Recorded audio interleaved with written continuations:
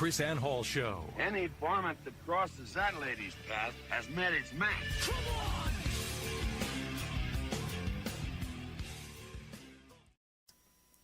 And so we've spent some time educating this week, and we will continue to do that.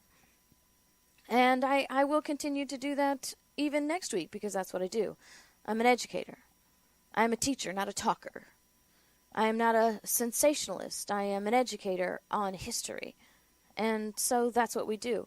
Now let me show you some things that we need to really have as a foundational basis. And one of the things that we need to remember is that there are no such thing as constitutional rights. And that's not a supposition, that's a fact. Your rights are not based upon documents or on government's permission.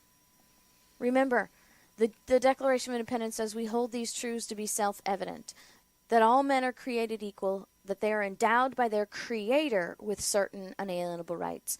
Endowed by their Creator, not by documents and not by government. And when we attribute our rights to the Constitution, we admit that those rights come from documents, and that the government can alter those rights by altering the document. I mean, that's the whole predicament that we're in today. I am constantly bombarded by people who are federal supremacists, who have a misunderstanding of liberty and the application of rights, and simply telling me, hey, Chrisanne, this is all great ideology, but you have to balance liberty with security. Well, the balance of liberty and security is that liberty must come first, and everything else follows. And you can't have a balance of liberty and security. You sound like Barack Obama when you say that. Barack Obama said you can't have 100% privacy and 100% security. I'm not looking for 100% security from my government. I am looking for them to preserve the blessings of liberty to myself and my posterity 100%. That's what I'm looking for. I'm not looking for them to give me 100% security. I can provide my own security in the places that they cannot.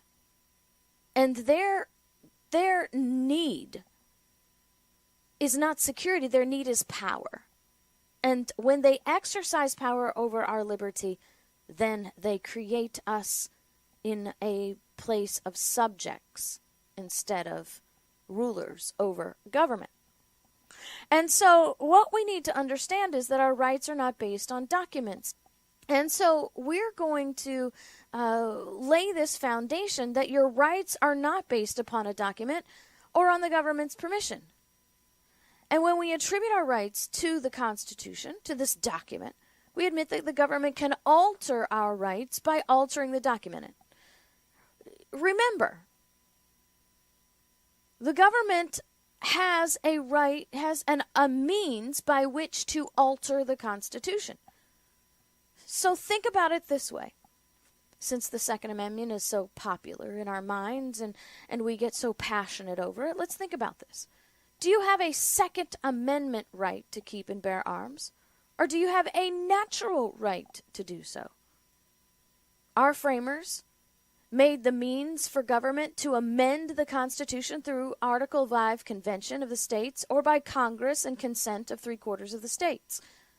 What if the legislators of the states agreed to change the Constitution? What if they agreed to change the Second Amendment? What if through a convention and ratification of 3/4 of the states, the Second Amendment now reads, a well-regulated militia, being necessary for the security of the free state, the right of the people to keep and bear arms while in government service shall not be infringed. Now that's not a complete fabrication. That's what Supreme Court Justice wants to change our Constitution to believe. Supreme Court Justice Stevens has proposed that as an amendment to the Constitution. He says if we're going to have an Article 5 convention, this is my suggestion. And so what if 3/4 of the states agree that the right to keep and bear arms is not an individual right, but a right that belongs to people who work for the government, as long as they're working for the government. Would that legally created amendment to the Constitution then remove the individual right to keep and bear arms? Well, of course not. Because your rights are not yours because of the Constitution. So altering the Constitution does not change those rights.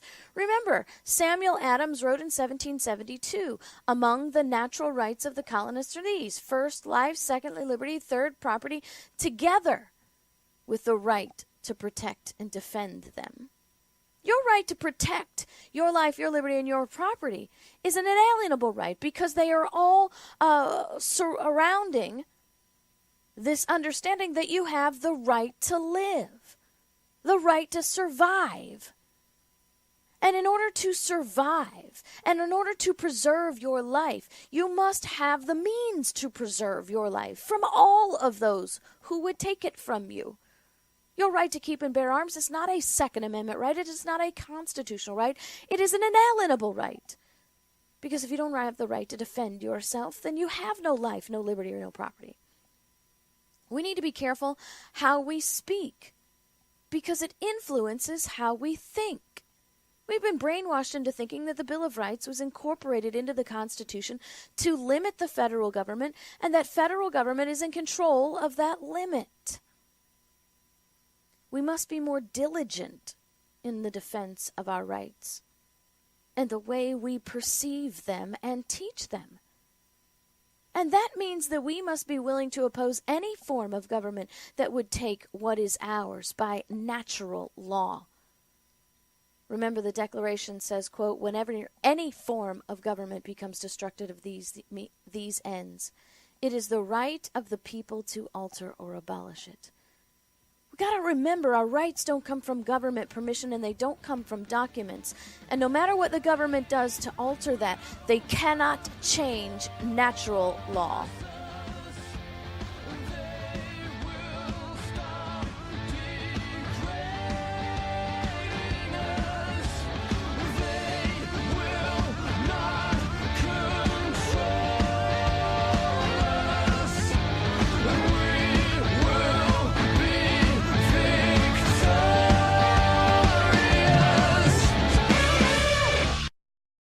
Many in legacy media love mass shootings.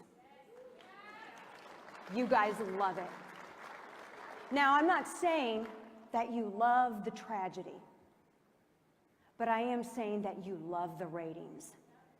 Crying white mothers are ratings gold to you and many in the legacy media in the back. And notice I said crying white mothers because there are thousands of grieving black mothers in Chicago every weekend, and you don't see town halls for them, do you?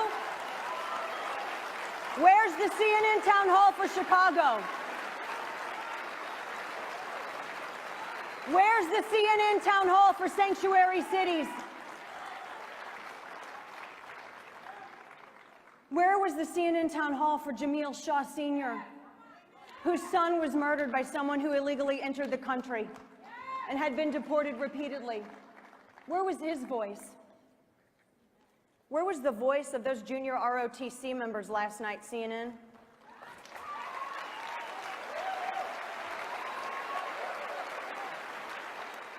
If it bleeds, it leads, but it has to be the right people from the right communities at the right time.